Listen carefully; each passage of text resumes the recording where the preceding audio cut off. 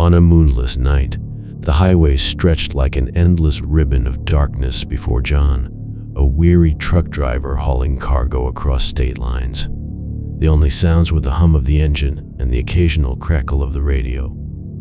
The road was quiet and desolate, the world outside his cab shrouded in an inky blackness. As the miles rolled by, John's eyelids grew heavy and he fought to stay awake.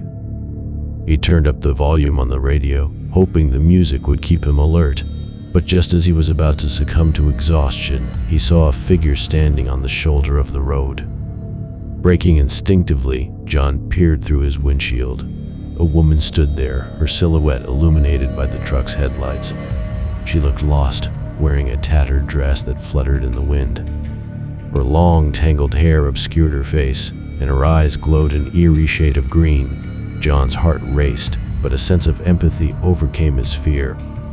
He rolled down his window and called out to her, "Are you okay? Do you need a ride?"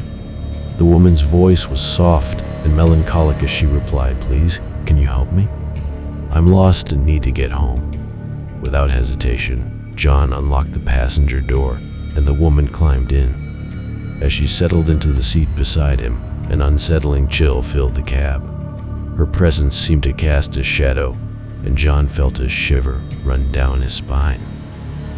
"Thank you for stopping," she whispered, her voice barely audible over the rumble of the engine.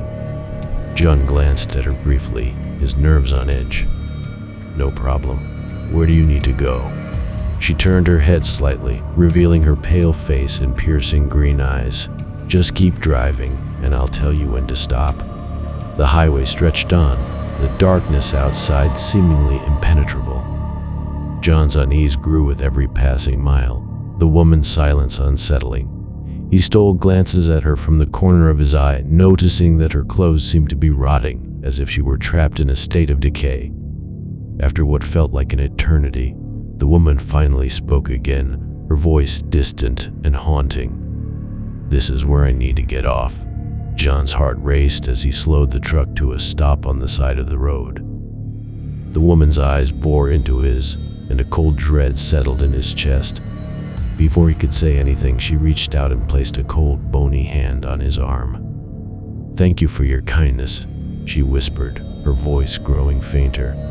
And then, in an instant, she was gone, as if she had dissolved into the night. John's breath caught in his throat as he looked around the empty cab.